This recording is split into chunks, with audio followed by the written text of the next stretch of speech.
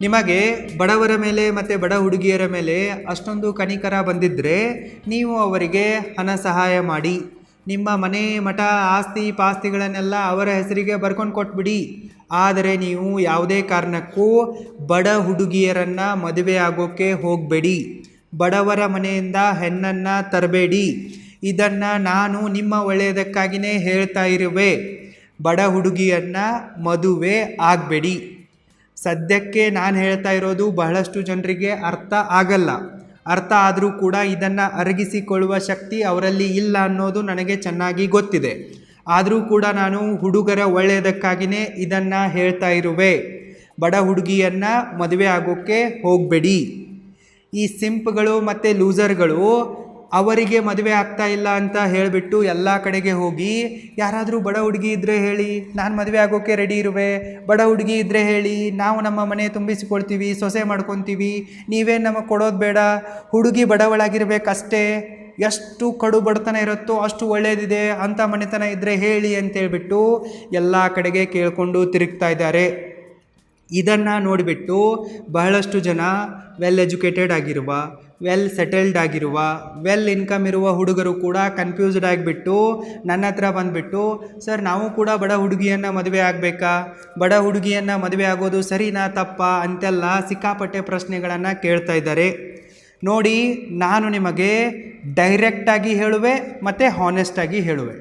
ನೀವು ಯಾವುದೇ ಕಾರಣಕ್ಕೂ ಬಡ ಹುಡುಗಿಯನ್ನು ಮದುವೆ ಆಗೋಕ್ಕೆ ಹೋಗಬೇಡಿ. ನೀವು ಅನ್ಎಜುಕೇಟೆಡ್ ಆಗಿರುವ ಹುಡುಗಿಯನ್ನು ಮದುವೆ ಆಗಬೇಡಿ. ನೀವು ಅನ್ಎಂಪ್ಲಾಯ್ಡ್ ಆಗಿರುವ ಹುಡುಗಿಯನ್ನು ಕೂಡ ಮದುವೆ ಆಗಬೇಡಿ. ನೀವು ನಿಮ್ಮ ಬರಾಬರಿಯಲ್ಲಿ ಮದುವೆ ಆಗಿ, ನೀವು ನಿಮ್ಮ ಯೋಗ್ಯತೆಗೆ ತಕ್ಕಂತೆ ಇರುವ ಹುಡುಗಿಯನ್ನು ಮದುವೆ ಆಗಿ. ಯಾವ ಹುಡುಗಿ ನಿಮ್ಮನ್ನು ನಿಜವಾಗಿಯೂ ಡಿಸರ್ವ್ ಮಾಡ್ತಾಳೋ ಅಂಥವಳನ್ನು ನೀವು ಮದುವೆ ಆಗಿ. ಮದುವೆ ಆಗೋದಿದೆ ಅಂತ ಹೇಳಿಬಿಟ್ಟು ಸಿಕ್ಕವರನ್ನೆಲ್ಲ ಮದುವೆ ಆಗೋಕ್ಕೆ ಹೋಗ್ಬಿಡಿ. ಎಮೋಷ್ನಲ್ ಫೂಲ್ ಆಗೋಕ್ಕೆ ಹೋಗ್ಬಿಡಿ. ನಿಮ್ಮ ಲೈಫನ್ನು ನೀವೇ ಹಾಳು ಮಾಡಿಕೊಳ್ಳೋಕ್ಕೆ ಹೋಗಬೇಡಿ. ಈ ಹುಡುಗಿಯರ ಮೆದುಳು ಮೊಣಕಾಲಲ್ಲಿರುತ್ತೆ, ಆದರೂ ಕೂಡ ಅವರು ಸರಿಯಾದ ಡಿಸಿಷನ್ಗಳನ್ನು ತೆಗೆದುಕೊಳ್ತಾರೆ.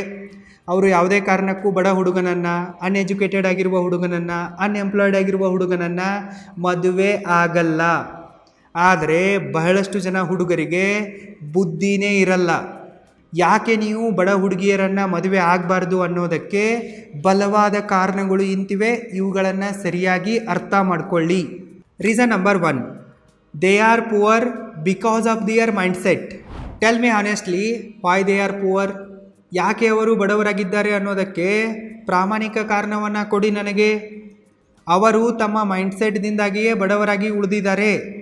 ಅವರು ಬಡವರಾಗಿ ಉಳಿದಿರೋದಕ್ಕೆ ನಾನು ಕಾರಣನಲ್ಲ, ನೀವು ಕೂಡ ಕಾರಣನಲ್ಲ.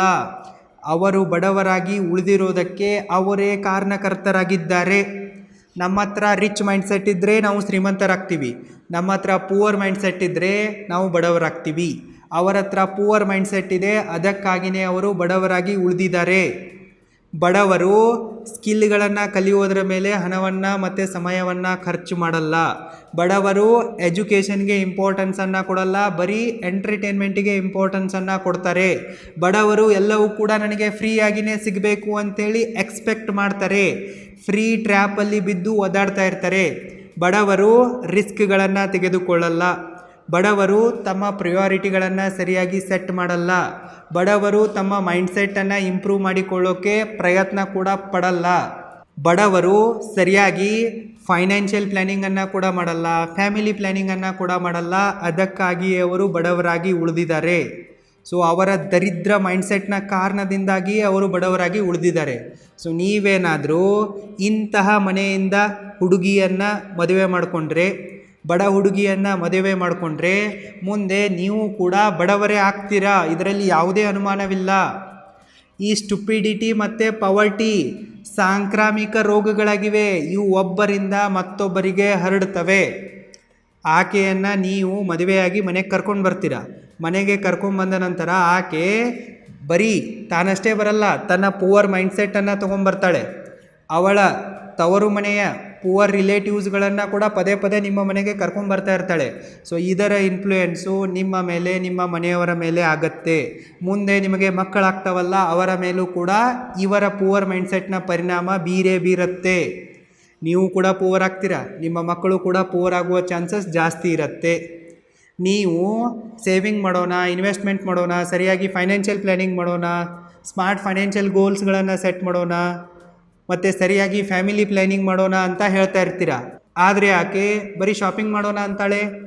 ಇಲ್ಲಿ ಹಣ ಇಲ್ಲದೆ ಇರೋದು ದೊಡ್ಡ ಪ್ರಾಬ್ಲಮ್ ಅಲ್ಲ, ಹಣವನ್ನು ನೋಡುವ ಸರಿಯಾದ ದೃಷ್ಟಿಕೋನ ಬಡವರಲ್ಲಿ ಇಲ್ಲ, ಇದೇ ದೊಡ್ಡ ಪ್ರಾಬ್ಲಮ್ ಆಗಿದೆ. ನೀವು ಸೇವಿಂಗ್ ಅಂತೀರ, ಆದರೆ ಆಕೆ ಶಾಪಿಂಗ್ ಅಂತ ಹಠ ಹಿಡಿದು ಕುಂತು ಬಿಡ್ತಾಳೆ. ನೀವಿಲ್ಲಿ ಇನ್ವೆಸ್ಟ್ಮೆಂಟ್ ಅಂತೀರ, ಆದರೆ ಆಕೆ ಲೈಫ್ ಸ್ಟೈಲ್ ಅಂತ ಹೇಳಿಬಿಟ್ಟು ಹುಚ್ಚು ಹಿಡಿದಿರೋ ಥರ ಆಡ್ತಾಳೆ. ಸೊ ಇದರಿಂದ ನಿಮ್ಮಿಬ್ಬರ ಮಧ್ಯೆ ಕಾನ್ಫ್ಲಿಕ್ಟ್ ಕ್ರಿಯೇಟ್ ಆಗುತ್ತೆ, ನಿಮ್ಮ ಮೈಂಡ್ಸೆಟ್ ಕೂಡ ಹಾಳಾಗುತ್ತೆ, ನಿಮ್ಮ ಲೈಫ್ ಕೂಡ ಹಳ್ಳ ಹಿಡಿಯುತ್ತೆ. Reason number 2, she is trained to drain husband. ಆಕೆ ಬಡವಳಾಗಿರಬಹುದು, ಆದರೆ ಆಕೆ ಬೇಕೂಪಾಗಿಲ್ಲ. ಆಕೆಯನ್ನು ಬಾಲ್ಯದಿಂದಲೇ ಗಂಡನನ್ನು ಲೂಟಿ ಮಾಡುವುದಕ್ಕಾಗಿ ಟ್ರೈನ್ ಮಾಡಲಾಗಿರುತ್ತೆ. ಬಡವರ ಮನೆಯಲ್ಲಿ ಹೆಣ್ಮಕ್ಕಳಿಗೆ ಫ್ರೀಡಮನ್ನು ಕೂಡ ಕೊಟ್ಟಿರಲ್ಲ, ಮತ್ತು ಫೆಸಿಲಿಟಿಗಳನ್ನು ಕೂಡ ಪ್ರೊವೈಡ್ ಮಾಡಿರಲ್ಲ. ಬಡವರ ಮನೆಯವರ ಮಕ್ಕಳು ಏನೇ ಕೇಳಿದರೂ ಕೂಡ ಸದ್ಯಕ್ಕೆ ನಮ್ಮ ಕೈಯಿಂದ ಆಗಲ್ಲ, ಇದು ನಮ್ಮಲ್ಲಿ ಇಂಥ ಪದ್ಧತಿ ಇಲ್ಲ, ಸೊ ನಿನಗೇನೇ ಮಾಡೋದಿದ್ರೂ ಕೂಡ ನೀನು ಮದುವೆ ಆದ ಮೇಲೆ ಗಂಡನ ಜೊತೆಗೆ ಮಾಡು, ಗಂಡನಿಂದನೇ ಕೇಳಿ ಪಡೆದುಕೋ ಅಂಥೇಳಿ ಟ್ರೈನ್ ಮಾಡಿರ್ತಾರೆ. ಉದಾಹರಣೆಗಾಗಿ ಬಡವರ ಮನೆಯ ಹೆಣ್ಮಕ್ಕಳು, ನಾವು ಟೂರಿಗೆ ಹೋಗ್ತೀವಿ, ಪಿಕ್ನಿಕ್ಕಿಗೆ ಹೋಗ್ತೀವಿ, ಪಿಕ್ಚರ್ ನೋಡೋಕ್ಕೆ ಹೋಗ್ತೀವಿ ಅಂತಂದರೆ ಬಡವರ ಮನೆಯಲ್ಲಿ ಅಲೋವ್ ಮಾಡಲ್ಲ. ಇಂಥದ್ದೆಲ್ಲ ನಮ್ಮ ಮನೆಯಲ್ಲಿ ನಡೆಯಲ್ಲ, ನಿನಗೆಲ್ಲೇ ಹೋಗೋದಿದ್ರು ಕೂಡ ಮದುವೆ ಆದಮೇಲೆ ನೀನು ಗಂಡನ ಜೊತೆಗೇ ಹೋಗು, ಫುಲ್ ಫ್ರೀಡಮ್, ಏನು ಮಾಡೋದಿದ್ದೇನೋ ಮದುವೆ ಆದಮೇಲೆ ಮಾಡು, ಸದ್ಯಕ್ಕಂತೂ ನಾಟ್ ಅಲೌಡ್ ಅಂತ ಹೇಳಿಬಿಡ್ತಾರೆ. ಬಡವರ ಮನೆಯ ಹೆಣ್ಮಕ್ಳು ಏನಾದರೂ ಕೇಳಿದರೆ ಅದನ್ನು ಕೊಡಿಸು, ಇದನ್ನು ಕೊಡಿಸು, ಅದು ಬೇಕು ಇದು ಬೇಕು ಅಂತ ಹಠ ಹಿಡಿದುಬಿಟ್ರೆ ಆವಾಗ ಕೂಡ ಬಡವರ ಮನೆಯಲ್ಲಿ ಇದನ್ನೇ ಹೇಳ್ತಾರೆ, ಇದನ್ನೆಲ್ಲ ಕೊಡಿಸೋ ಶಕ್ತಿ ನಮ್ಮ ಹತ್ರ ಇಲ್ಲ, ಅಷ್ಟೊಂದು ದುಡ್ಡು ನಮ್ಮ ಹತ್ರ ಇಲ್ಲ, ನಾವು ಬಡವರಿದ್ದೀವಿ, ನೀನು ಒಂದು ಕೆಲಸ ಮಾಡು, ಮದುವೆ ಆಗಿಬಿಡು, ಮದುವೆ ಆದ ನಂತರ ಏನು ತೊಗೊಳೋದಿದ್ದೇನೋ ಗಂಡನ ದುಡ್ಡಿನಿಂದಲೇ ತೊಗೊಂಡ್ಬಿಡು. ಈ ರೀತಿ ಪ್ರತಿಯೊಂದಕ್ಕೂ ಕೂಡ ಅವಳನ್ನು ಗಂಡನಿಂದನೇ ತಗೋ, ಗಂಡನ ಜೊತೆಗೇ ಮಾಡು ಅಂತ ಹೇಳಿ ಹೇಳಿ ಹೇಳಿ ಅವಳನ್ನು ಗಂಡನನ್ನು ಲೂಟಿ ಮಾಡುವುದಕ್ಕಾಗಿ ಟ್ರೈನ್ ಮಾಡಿರ್ತಾರೆ. ಇಂತಹ ಬಡ ಹುಡುಗಿಯನ್ನು ನೀವು ಮದುವೆಯಾಗಿ ನಿಮ್ಮ ಮನೆಗೆ ಕರ್ಕೊಂಡು ಬಂದುಬಿಟ್ರೆ ಆಕೆ ನಿಮ್ಮ ಲೈಫಿಗೆ ವ್ಯಾಲ್ಯೂ ಆ್ಯಡ್ ಮಾಡ್ತಾಳೋ ಬಿಡ್ತಾಳೋ ಅದು ಸೆಕೆಂಡರಿ. ಸದ್ಯಕ್ಕೆ ಅವಳ ಫೋಕಸ್ ಏನಾಗಿರುತ್ತೆ, ಅವಳ ಎಲ್ಲ ಆಸೆ ಆಕಾಂಕ್ಷೆ ಕನಸುಗಳನ್ನು ಗಂಡನಿಂದ ಈಡೇರಿಸಿಕೊಳ್ಳೋದೇ ಆಗಿರುತ್ತೆ. ಈಗ ಒಬ್ಬ ಹುಡುಗ ಇದ್ದಾನೆ ಅಂತ ಅಂದ್ಕೊಳ್ಳಿ, ಆತ ತನ್ನ ಲೈಫಲ್ಲಿ ಹುಡುಗಿಯರನ್ನು ನೋಡೇ ಇಲ್ಲ, ಹೆಣ್ಮಕ್ಳ ಬಗ್ಗೆ ಅವನಿಗೇನು ನಾಲೆಜೇ ಇಲ್ಲ, ಹೆಂಡ್ತಿನೇ ಫಸ್ಟ್ ಗರ್ಲ್ಫ್ರೆಂಡ್ ಅಂತ ಅಂದ್ಕೊಂಬಿಡಿ. ಅವನ ತಲೆಯಲ್ಲಿ ಏನು ನೋಡ್ತಾ ಇರುತ್ತೆ, ಆತ ಹೆಣ್ಣನ್ನು ನೋಡೇ ಇರಲ್ಲ. ಸೊ ಆತ ಹೆಂಡ್ತಿಯನ್ನು ಒಂದು ಸೆಕ್ಸ್ ಸಬ್ಜೆಕ್ಟ್ ಥರನೇ ನೋಡ್ತಾ ಇರ್ತಾನೆ, ಅವಳ ದೇಹವನ್ನು ಲೂಟಿ ಮಾಡೋಕ್ಕೇ ಆತ ಕಾಯ್ತಾ ಇರ್ತಾನೆ. ಅದೇ ಥರ ಈ ಬಡ ಹುಡುಗಿಯರು ಗಂಡನ ದುಡ್ಡಲ್ಲೇ ತಮ್ಮ ಎಲ್ಲ ಆಸೆ ಆಕಾಂಕ್ಷೆ ಕನಸುಗಳನ್ನು ಈಡೇರಿಸ್ಕೊಂಡ್ಬಿಟ್ಟು ಅವನನ್ನು ಲೂಟಿ ಮಾಡೋಕ್ಕೇ ಕಾಯ್ತಾ ಇರ್ತಾರೆ. ಅವರ ಮೇನ್ ಫೋಕಸ್ ಅದರ ಮೇಲೆ ಇರುತ್ತೆ. ಇಲ್ಲಿ ಒಂದು ವೇಳೆ ಗಂಡನ ಹತ್ರ ದುಡ್ಡಿದೆ, ಆತ ಶ್ರೀಮಂತನಾಗಿದ್ದಾನಪ್ಪ ಅಂತಂದರೆ ನೋ ಪ್ರಾಬ್ಲಮ್, ಆತ ತನ್ನ ಹೆಂಡತಿ ಎಲ್ಲ ಆಸೆ ಆಕಾಂಕ್ಷೆಗಳನ್ನು ಈಡೇರಿಸ್ತಾನೆ, ಆತ ಅವಳಿಗೆ ಫ್ರೀಡಮನ್ನು ಕೂಡ ಕೊಡ್ತಾನೆ, ಬೇಡಿದ ಫೆಸಿಲಿಟಿಗಳನ್ನು ಕೂಡ ಪ್ರೊವೈಡ್ ಮಾಡ್ತಾನೆ, ಇಲ್ಲಿ ಯಾವುದೇ ಪ್ರಾಬ್ಲಮ್ ಇಲ್ಲ. ಆದರೆ ಗಂಡ ಕೂಡ ಅಷ್ಟೊಂದು ಶ್ರೀಮಂತರಾಗಿಲ್ಲ, ಅವನು ಕೂಡ ಲೈಫಲ್ಲಿ ಸ್ಟ್ರಗಲ್ ಮಾಡ್ತಾ ಇದ್ದಾನಪ್ಪ ಅಂತಂದರೆ ಅವನಿಗೆ ತನ್ನ ಹೆಂಡತಿಯ ಎಲ್ಲ ಆಸೆ ಆಕಾಂಕ್ಷೆಗಳನ್ನು ಕನಸುಗಳನ್ನು ಪೂರೈಕೆ ಮಾಡೋಕ್ಕೆ ಆಗಲ್ಲ, ಈಕೆ ಕೇಳಿದ್ದನ್ನೆಲ್ಲ ಕೊಡಿಸೋಕೆ ಅವನಿಗೆ ಆಗಲ್ಲ. ಸೊ ಆವಾಗ ಆಕೆ ಇವನೊಂದಿಗೆ ಜಗಳ ಕಾಯ್ತಾಳೆ. ನಾನು ಕೇಳಿದ್ದನ್ನು ಕೊಡಿಸೋ ಯೋಗ್ಯತೆ ನಿನಗಿಲ್ಲಪ್ಪ ಅಂತಂದರೆ ನೀನು ಯಾಕೆ ನನ್ನ ಮದುವೆ ಆಗಿದೆಯಾ ಅಂಥೇಳಿ ಮುಖಕ್ಕೆ ಹೊಡೆದಂಗೆ ಹೇಳ್ತಾಳೆ, ದಿನ ಜಗಳ ಮಾಡ್ತಾಳೆ. ಸೊ ಇದರಿಂದ ಅವರ ಸಂಸಾರಿಕ ಜೀವನ ಹಾಳಾಗುತ್ತೆ, ಗಂಡನ ಮಾನಸಿಕ ನೆಮ್ಮದಿನೂ ಹಾಳಾಗುತ್ತೆ, ಫೈನಾನ್ಷಿಯಲ್ ಸ್ಟೆಬಿಲಿಟಿ ಕೂಡ ಸರ್ವನಾಶ ಆಗುತ್ತೆ. ನಿಧಾನಕ್ಕೆ ಗಂಡನ ಹತ್ರ ಎಷ್ಟೇ ದುಡ್ಡಿದ್ರೂ ಕೂಡ ಆತ ದಿವಾಳಿ ಆಗೋಕ್ಕೆ ಶುರುವಾಗ್ತಾನೆ. Social and family pressure. ನೀವೇನು ಬಡ ಹುಡುಗಿಯರನ್ನು ಹಾಗೆ ಸುಮ್ಮನೆ ಮದುವೆ ಆಗ್ತಾ ಇರಲ್ಲ, ನಿಮಗೆ ಅಲ್ಲಿ ಏನಾದರೂ ಒಂದು ಬೆನಿಫಿಟ್ ಕಾಣಿಸಿರುತ್ತೆ, ಅದಕ್ಕೇ ನೀವು ಮದುವೆ ಆಗ್ತಾ ಇರ್ತೀರ. ಒಂದು ಆಕೆ ಸುಂದರವಾಗಿರ್ತಾಳೆ, ಇಲ್ಲ ಅವಳ ಹತ್ರ ಯಾವುದಾದ್ರೂ ಒಂದು ಎಜುಕೇಷ್ನಲ್ ಕ್ವಾಲಿಫಿಕೇಷನ್ ಇರುತ್ತೆ, ಇಲ್ಲಪ್ಪ ಅಂತಂದರೆ ಆಕೆ ಬಡವಳಾಗಿರೋದ್ರಿಂದ ನೀವು ಹೇಳ್ದಂಗೆ ಕೇಳ್ತಾಳೆ, ನೀವು ಅವಳನ್ನು ಈಸಿಲಿ ಕಂಟ್ರೋಲ್ ಮಾಡ್ಬೋದು ಅಂತಲೇ ನೀವು ಮದುವೆ ಆಗಿರ್ತೀರ. ನೀವು ನಿಮಗಿಂತಲೂ ಶ್ರೀಮಂತಳಾಗಿರುವ, ಜಾಸ್ತಿ ಕಲ್ತಿರುವ, ಜಾಸ್ತಿ ಸಂಪಾದನೆ ಮಾಡುವ ಹುಡುಗಿಯನ್ನು ಮದುವೆ ಆಗಿಬಿಟ್ರೆ ನಿಮ್ಮ ಡೈನಾಮಿಕ್ಸಲ್ಲಿ ಕೆಡತ್ತೆ ಅಂತಲೇ ನೀವು ಈಜಿ ಚಾಯ್ಸನ್ನು ಹುಡ್ಕೊಂಡಿರ್ತೀರ.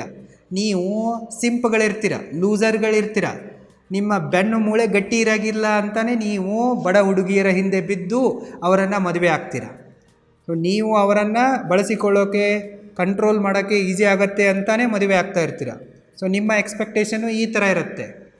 ಆದರೆ ಅದೇ ಥರ ಬಡವರ ಮನೆಯವರ ಎಕ್ಸ್ಪೆಕ್ಟೇಷನ್ಗಳು ಕೂಡ ಇರ್ತವೆ.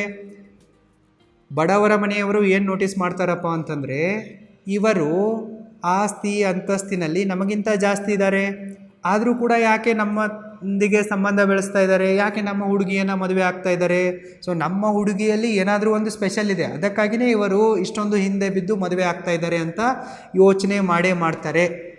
ಸೊ ಅವರ ಎಕ್ಸ್ಪೆಕ್ಟೇಷನ್ ಯಾವುದರಲ್ಲಿ ಬದಲಾಗತ್ತಪ್ಪ ಅಂತಂದರೆ, ನಮ್ಮ ಹುಡುಗಿನೂ ಏನು ಕಡಿಮೆ ಇಲ್ಲ, ಸೊ ನಾವು ಹಕ್ಕಿನಿಂದ ಅಳಿಯನ ಹತ್ರ ಎಲ್ಲವನ್ನ ಕೂಡ ಕೇಳೋ ಯೋಗ್ಯತೆಯನ್ನು ಈಗ ಹೊಂದಿದ್ದೀವಿ, ಸೊ ನಾವು ಏನು ಕಡಿಮೆ ಇಲ್ಲ ಅನ್ನೋ ಮೈಂಡ್ಸೆಟ್ಟಲ್ಲಿ ಅವ್ರು ಬಂದುಬಿಡ್ತಾರೆ. ಸೊ ನಾವೀಗ ನಮ್ಮ ಹುಡುಗಿಯನ್ನು ಇವನಿಗೆ ಮದುವೆ ಮಾಡಿಕೊಟ್ಟು ಬಿಟ್ಟರೆ ಇವಳ ಲೈಫು ಮತ್ತಷ್ಟು ಬೆಟರ್ ಆಗುತ್ತೆ ಅಂತ ಅವರು ಮದುವೆ ಮಾಡಿ ಕೊಟ್ಟಿರ್ತಾರೆ. ಇದು ನಿಮ್ಮ ಮೇಲೆ ಒಂದು ಪ್ರೆಷರನ್ನು ಕ್ರಿಯೇಟ್ ಮಾಡುತ್ತೆ. ಮತ್ತು ಈ ಹುಡುಗಿ ಇರ್ತಾಳಲ್ಲ, ಇವಳಿಗೆ ದಂಡ ಪಿಂಡ ತಮ್ಮಂದಿರಿರ್ತಾರೆ. ಅವರೇನು ಸರಿಯಾಗಿ ಎಜುಕೇಷನನ್ನು ಕೂಡ ಮಾಡಿರಲ್ಲ, ಯಾವುದೇ ಜಾಬು ಕೂಡ ಮಾಡ್ತಾ ಇರಲ್ಲ. ಇನ್ನು ಅವರಿಗೆ ತಂಗಿಗಳಿದ್ದರೆ ಅವರ ಮದುವೆಗೆ ಖರ್ಚು ಕೂಡ ಇರಲ್ಲ ಅವ್ರ ಮನೆಯವ್ರ ಹತ್ರ. ಸೊ ಈಕೆ ಏನು ಮಾಡ್ತಾಳಪ್ಪ ಅಂತಂದರೆ, ನಿಧಾನಕ್ಕೆ ನಿಮ್ಮ ಅಕೌಂಟಿನಿಂದ ದುಡ್ಡನ್ನು ದೋಚಿಬಿಟ್ಟು ತಮ್ಮ ಮನೆಯವರಿಗೆ ಕೊಡೋಕ್ಕೆ ಶುರು ಮಾಡಿಬಿಡ್ತಾರೆ. ಸೊ ನೀವಿಲ್ಲಿ ಬರೀ ನಿಮ್ಮ ಹೆಂಡತಿಯ ಖರ್ಚನ್ನು ನೋಡ್ತಾ ಇರಲ್ಲ, ನೀವು ನಿಮ್ಮ ಹೆಂಡತಿಯ ತಮ್ಮಂದಿರ ಖರ್ಚನ್ನು, ಅವರ ತಂಗಿಯರ ಖರ್ಚನ್ನು, ಅವರ ತಂದೆ ತಾಯಿಗಳ ಖರ್ಚನ್ನು ಎಲ್ಲವನ್ನ ಕೂಡ ನಿಭಾಯಿಸ್ತಾ ಇರ್ತೀರ. ಸೊ ಶುರುವಾತಿನಲ್ಲಿ ಇದು ನಿಮಗೆ ಗೊತ್ತಾಗಲ್ಲ, ಆದರೆ ಒಂದು 5 ವರ್ಷ 10 ವರ್ಷ ಬಿಟ್ಟು ನಿಮ್ಮ ದುಡ್ಡು ಎಲ್ಲಿ ಹೋಯ್ತು ಅಂತ ನೋಡಿದಾಗ ನಿಮಗೆ ಗೊತ್ತಾಗತ್ತೆ ನಿಮ್ಮ ದುಡ್ಡನ್ನು ಅವರೆಲ್ಲ ಕುಂತ್ಕೊಂಡು ದೋಚಿದ್ದಾರೆ ಅಂತ ಹೇಳ್ಬಿಟ್ಟು. ಸೊ ಯಾರಿಗೆ ಮದುವೆಯಾಗಿ ಒಂದು 10-15 ವರ್ಷ ಆಗಿದೆನೋ, ಬಡ ಹುಡುಗಿಯರನ್ನು ಮದುವೆಯಾಗಿ ಅವ್ರು ಅನುಭವಿಸಿರ್ತಾರೆ, ಅವ್ರ ಹತ್ರ ಮಾತಾಡಿ ನಿಮಗೆ ಗೊತ್ತಾಗತ್ತೆ ನಾನು ಹೇಳ್ತಾ ಇರೋದು ನಿಜಾನ ಸುಳ್ಳ ಅಂತ ಹೇಳಿಬಿಟ್ಟು. ಅವರ ಖರ್ಚುಗಳನ್ನೆಲ್ಲ ನಿಮ್ಮ ತಲೆ ಮೇಲೇ ಅವ್ರು ಹಾಕಿರ್ತಾರೆ. ಸೊ ಅವರ ಹತ್ರ ಹೈ ಎಕ್ಸ್ಪೆಕ್ಟೇಷನ್ಗಳಿರ್ತವೆ, ನಿಮ್ಮ ಹತ್ರನೂ ಕೂಡ ಹೈ ಎಕ್ಸ್ಪೆಕ್ಟೇಷನ್ಗಳಿರ್ತವೆ. ನೀವು ಅವರ ಎಕ್ಸ್ಪೆಕ್ಟೇಷನ್ಗಳ ತಕ್ಕಂತೆ ಕುಣಿದುಬಿಟ್ಟು ಅವರ ಖರ್ಚುಗಳಿಗೆ ನೀವು ದುಡ್ಡು ಕೊಟ್ಟರೆ ಮಾತ್ರ ಅವರು ನಿಮಗೆ ವಾವ್ ಅಂತಾರೆ. ನೀವೇನಾದರೂ ಅವರ ಖರ್ಚುಗಳಿಗೆ ದುಡ್ಡನ್ನು ಕೊಡದೇ ಇದ್ದರೆ ಅಳಿಯ ಸರಿಯಾಗಿಲ್ಲ. ಪ್ರೀತಿ ಇದ್ದದ್ದು ಟಾಕ್ಸಿಸಿಟಿಯಲ್ಲಿ ಬದಲಾಗಿ ಹೋಗ್ಬಿಡುತ್ತೆ. ಅವರು ನಿಮಗೆ ಕಿರಿಕಿರಿ ಮಾಡೋಕ್ಕೆ ಶುರು ಮಾಡಿಬಿಡ್ತಾರೆ, ನಿಮಗೆ ಮರ್ಯಾದೆನೇ ಕೊಡಲ್ಲ ಅವರು. ನೀವು ಹೆಂಡತಿಯ ನಖರಗಳನ್ನು ಕೂಡ ನೋಡಬೇಕು, ಮತ್ತು ನಿಮ್ಮ ಹೆಂಡತಿಯ ತಾಯಿಯ ನಖರಗಳನ್ನು ಕೂಡ ನೋಡಬೇಕಾಗತ್ತೆ, ಅವರ ಮನೆಯವರ ನಖರಗಳನ್ನು ಕೂಡ ನೋಡಬೇಕಾಗತ್ತೆ. ಸದ್ಯಕ್ಕೆ ಹುಡುಗಿಯರಿಗಿಂತ ಹುಡುಗಿಯರ ಅಮ್ಮಂದಿರ ನಖರಗಳೇ ಜಾಸ್ತಿ ಆಗಿಬಿಟ್ಟಿವೆ. ಸೊ ಇದನ್ನು ನೀವು ಅನುಭವಿಸಬೇಕಾಗತ್ತೆ. ಇದರಿಂದ ನಿಮ್ಮ ಮೇಲೆ ಒಂದು ಸೋಷಿಯಲ್ ಪ್ರೆಷರ್ ಬಿಲ್ಡ್ ಆಗುತ್ತೆ, ಫೈನಾನ್ಷಿಯಲ್ ಪ್ರೆಷರ್ ಬಿಲ್ಡ್ ಆಗುತ್ತೆ, ಎಮೋಷ್ನಲ್ ಪ್ರೆಷರ್ ಬಿಲ್ಡ್ ಆಗುತ್ತೆ, ಫ್ಯಾಮಿಲಿ ಪ್ರೆಷರ್ ಕೂಡ ಬಿಲ್ಡ್ ಆಗುತ್ತೆ. ಇನ್ನು ನೀವು ಯಾವ ಎಕ್ಸ್ಪೆಕ್ಟೇಷನ್ದೊಂದಿಗೆ ಅವಳನ್ನು ಮದುವೆ ಆಗಿರ್ತೀರಲ್ಲ, ಅವಳು ನಾನು ಹೇಳ್ದಂಗೆ ಕೇಳ್ತಾಳೆ, ಕಂಟ್ರೋಲ್ ಮಾಡ್ಬೋದು ಅಂಥೇಳಿ. ಸೊ ಆಕೆ ಕಂಟ್ರೋಲ್ ಆಗಲ್ಲ. ಸೊ ಆಕೆ ಬಡವಳಿದಾಳೋ ಶ್ರೀಮಂತಳಿದಾಳೋ ಅನ್ನೋದು ಇಲ್ಲಿ ಮ್ಯಾಟ್ರ್ ಆಗಲ್ಲ. ಆಕೆ ಹುಡುಗಿ ಇದ್ದಾಳಪ್ಪ ಅಂತಂದರೆ ಆಕೆ ಹುಡುಗಿ ಥರನೇ ಬಿಹೇವ್ ಮಾಡೋಳು. ಆಕೆ ನಿಮ್ಮ ಆಜ್ಞೆಗಳನ್ನು ಪಾಲಿಸಲ್ಲ. ಸೊ ಇಲ್ಲಿ ನಿಮ್ಮಿಬ್ಬರ ಎಕ್ಸ್ಪೆಕ್ಟೇಷನ್ಗಳು ಮುರಿದು ಬೀಳ್ತವೆ, ನೀವು ಕಚ್ಚಾಡೋಕ್ಕೆ ಶುರು ಮಾಡಿಬಿಡ್ತೀರಾ. ಇದರಿಂದ ನಿಮ್ಮ ಮ್ಯಾರಿಡ್ ಲೈಫಲ್ಲಿ ಟಾಕ್ಸಿಸಿಟಿ ಹೆಚ್ಚಾಗುತ್ತೆ, ಮೆಂಟಲ್ ಸ್ಟ್ರೆಸ್ ಹೆಚ್ಚಾಗುತ್ತೆ, ಮತ್ತು ನೀವು ಡಿವೋರ್ಸನ್ನು ತೆಗೆದುಕೊಳ್ಳೋಕ್ಕೆ ಮುಂದಾಗ್ತೀರಾ. Reason number 4, poor people have more arrogance. ಶ್ರೀಮಂತರಿಗೆ ಕಂಪೇರ್ ಮಾಡಿದರೆ ಈ ಬಡ ಜನರಲ್ಲೇ ಜಾಸ್ತಿ ಸೊಕ್ಕಿರುತ್ತೆ, ಅಹಂಕಾರ ಇರುತ್ತೆ. ನೀವು ಹೊರಗಡೆ ಸಮಾಜದಲ್ಲಿ ಏನೇನೆಲ್ಲ ಆಗ್ತಾಯಿದೆ, ಯಾರು ಏನು ಮಾಡ್ತಾ ಇದ್ದಾರೆ ಅನ್ನೋದನ್ನು ಸ್ವಲ್ಪ ಕಣ್ತೆರೆದು ನೋಡಿ, ನಿಮಗೆ ಗೊತ್ತಾಗತ್ತೆ. ನೀವು ಬೈಕಲ್ಲಿ ಇಲ್ಲವೇ ಕಾರಲ್ಲಿ ಹೊರಗಡೆ ಹೋಗುವಾಗ ಯಾರು ಜಾಸ್ತಿ ದಾದಾಗಿರಿ ಮಾಡ್ತಾ ಇರ್ತಾರೆ ಅನ್ನೋದನ್ನು ನೋಡಿ. ಯಾರ ಹತ್ರ ಕಳೆದುಕೊಳ್ಳೋಕ್ಕೆ ಏನೂ ಇರಲ್ವೋ ಅವರೇ ಜಾಸ್ತಿ ದಾದಾಗಿರಿ ಮಾಡ್ತಾ ಇರ್ತಾರೆ, ಬಡವರೇ ಜಾಸ್ತಿ ದಾದಾಗಿರಿ ಮಾಡ್ತಾ ಇರ್ತಾರೆ. ನೀವು ಶ್ರೀಮಂತರಾಗಿದ್ದೀರಾ, ವೆಲ್ ಸೆಟಲ್ಡ್ ಆಗಿದ್ದೀರಪ್ಪ ಅಂತಂದರೆ ನಿಮಗೆ ಸೊಸೈಟಿಯಲ್ಲಿ ಒಂದು ಪ್ರೆಸ್ಟೀಜ್ ಇರುತ್ತೆ, ನಿಮ್ಮದೇ ಆದಂಥ ಒಂದು ಸ್ಟೇಟಸ್ ಇರುತ್ತೆ, ನೀವು ಗಾಜಿನ ಮನೆಯಲ್ಲಿರ್ತೀರ. ಅದಕ್ಕಾಗಿ ನೀವು ಜಾಸ್ತಿ ತಗ್ಗಿ ಬಗ್ಗಿ ಸಂಸ್ಕಾರದಿಂದ ನಡೀತಾ ಇರ್ತೀರ. ಆದರೆ ಈ ಬಡವರು ಇರ್ತಾರಲ್ಲ, ಇವ್ರ ಹತ್ರ ಕಳೆದುಕೊಳ್ಳೋಕ್ಕೆ ಏನೂ ಇರಲ್ಲ. ಅದಕ್ಕಾಗಿ ಇವರು ಜಾಸ್ತಿ ಅಹಂಕಾರದಿಂದ ಎಲ್ಲರೊಂದಿಗೂ ವರ್ತನೆ ಮಾಡ್ತಾ ಇರ್ತಾರೆ. ಬಡವರ ಹತ್ರನೇ ಜಾಸ್ತಿ ಕೊಬ್ಬಿರುತ್ತೆ, ಜಾಸ್ತಿ ಸೊಕ್ಕಿರುತ್ತೆ. ಇದನ್ನು ನೀವು ಪರ್ಸ್ನಲ್ಲಾಗಿ ಎಕ್ಸ್ಪೀರಿಯೆನ್ಸ್ ಕೂಡ ಮಾಡಿರ್ಬೋದು. ಹೊರಗಡೆ ಯಾರು ಜಾಸ್ತಿ ಕಳ್ತನ ಮಾಡ್ತಾಯಿದ್ದಾರೆ, ಯಾರು ಕೊಲೆ, ದರೋಡೆ, ಮರ್ಡರ್ಗಳನ್ನು ಮಾಡ್ತಾಯಿದ್ದಾರೆ, ಕ್ರಿಮಿನಲ್ ಆ್ಯಕ್ಟಿವಿಟಿಗಳನ್ನು ಜಾಸ್ತಿ ಮಾಡ್ತಾಯಿದ್ದಾರೆ ಅನ್ನೋದನ್ನು ನೋಡಿ ನಿಮಗೆ ಇದಕ್ಕೆ ಪ್ರೂಫ್ ಸಿಗತ್ತೆ. ನೀವು ಸಿಂಪತಿಯ ಬೇಸಸ್ ಮೇಲೆ ಯಾವುದೇ ಹುಡುಗಿಯನ್ನು ಮದುವೆ ಆಗೋಕ್ಕೆ ಹೋಗಬೇಡಿ. ನೀವು ಕಂಪ್ಯಾಟಿಬಿಲಿಟಿಯ ಬೇಸಸ್ನ ಮೇಲೆ ಮದುವೆಯಾಗಿ. ನೀವು ಮದುವೆಯಾಗುವ ಹುಡುಗಿಯಲ್ಲಿ social, mental, emotional and financial compatibility ಇದೇನಾ ಇಲ್ವಾ ಅನ್ನೋದನ್ನು ನೋಡಿ. ಸೇಮ್ ವ್ಯಾಲ್ಯೂಸ್ಗಳು ಇವೇನಾ ಇಲ್ವಾ ನೋಡಿ. ಸೇಮ್ ಲೈಫ್ ಸ್ಟೈಲ್ ಥಿಂಕಿಂಗ್ ಇದೇನಾ ಇಲ್ವಾ ಅನ್ನೋದನ್ನು ನೋಡಿ ಮದುವೆಯಾಗಿ. ಅದನ್ನು ಬಿಟ್ಬಿಟ್ಟು ಆಕೆ ಸುಂದರವಾಗಿದ್ದಾಳೆ, ಆಕೆ ಬಡವಳಾಗಿದ್ದಾಳೆ ಅಂತೇಳಿ ಮದುವೆ ಆಗೋಕ್ಕೆ ಹೋಗಬೇಡಿ. ಆಕೆಯ ಮೇಲೆ ನಿಮಗೆ ಕನಿಕರ ಬರ್ತಾ ಇದೆಯಪ್ಪ ಅಂತಂದರೆ ಆಕೆಗೆ ನೀವು ಫೈನಾನ್ಷಿಯಲಿ ಹೆಲ್ಪ್ ಮಾಡಿಬಿಡಿ. ಒಂದು 20,000 30,000 ಕೊಟ್ಬಿಡಿ. ಯಾವುದಾದ್ರೂ ಒಂದು ಸ್ಕಿಲ್ಲನ್ನು ಕಲ್ತ್ಬಿಟ್ಟು ನಿನ್ನ ಲೈಫಲ್ಲಿ ಸೆಟ್ಲ್ ಆಗು, ಗ್ರೋ ಆಗು ಅಂತೇಳಿ ಈ ರೀತಿ ಅವಳಿಗೆ ಹೆಲ್ಪ್ ಮಾಡಿ. ಅದನ್ನು ಬಿಟ್ಟುಬಿಟ್ಟು ಅವಳನ್ನು ಮದುವೆ ಮಾಡ್ಕೊಂಡ್ಬಿಟ್ಟು ನಿಮ್ಮ ಲೈಫನ್ನು ಖರಾಬ್ ಮಾಡಿಕೊಳ್ಳೋಕ್ಕೆ ಹೋಗಬೇಡಿ. ಒಂದು ವೇಳೆ ನೀವು ನಿಮ್ಮ ಮ್ಯಾರಿಡ್ ಲೈಫನ್ನು ಸಕ್ಸಸ್ಫುಲ್ಲಾಗಿ ಎಂಜಾಯ್ ಮಾಡಬೇಕು ಅಂತ ಅಂದ್ಕೊಂಡಿದ್ದರೆ ಈಗಲೇ ನೀವು roaringbusinesschool.comಗೆ ವಿಸಿಟ್ ಮಾಡಿ ಮತ್ತು ನನ್ನ ಆನ್ಲೈನ್ ಅಲ್ಟಿಮೇಟ್ ಮನಿ ಮ್ಯಾನೇಜ್ಮೆಂಟ್ ಕೋರ್ಸಿಗೆ ಎನ್ರೋಲ್ ಆಗಿ. ಲಿಂಕ್ ಈ ವಿಡಿಯೋದ ಡಿಸ್ಕ್ರಿಪ್ಷನ್ ಬಾಕ್ಸಲ್ಲಿದೆ, ಚೆಕ್ ಮಾಡಿ. ನಿಮ್ಮ ಹತ್ರ ಫೈನಾನ್ಷಿಯಲ್ ಫ್ರೀಡಮ್ ಇದ್ದರೆ ಮಾತ್ರ ನೀವು ನಿಮ್ಮ ಲೈಫನ್ನು ಒಂದು ಹ್ಯಾಪಿ, ಹೆಲ್ದಿ, ವೆಲ್ದಿ, ರೊಮ್ಯಾಂಟಿಕ್ ಮತ್ತು ಸಕ್ಸಸ್ಫುಲ್ ವೇನಲ್ಲಿ ಎಂಜಾಯ್ ಮಾಡೋಕ್ಕೆ ಸಾಧ್ಯ ಆಗುತ್ತೆ. ನಿಮ್ಮ ಹತ್ರ ದುಡ್ಡೇ ಇಲ್ಲಪ್ಪ ಅಂತಂದರೆ ನಿಮ್ಮ ಮ್ಯಾರಿಡ್ ಲೈಫು ನರಕ ಆಗುತ್ತೆ. ಅದಕ್ಕಾಗಿ ಮನಿ ಮ್ಯಾನೇಜ್ಮೆಂಟ್ ಸ್ಕಿಲ್ಗಳನ್ನು ಕಲೀರಿ, ಚೆನ್ನಾಗಿ ದುಡ್ಡನ್ನು ಸಂಪಾದನೆ ಮಾಡಿ ಮತ್ತು ನಿಮ್ಮ ಮ್ಯಾರಿಡ್ ಲೈಫನ್ನು ಸರಿಯಾದ ಹುಡುಗಿಯೊಂದಿಗೆ ಎಂಜಾಯ್ ಮಾಡಿ. All the very best.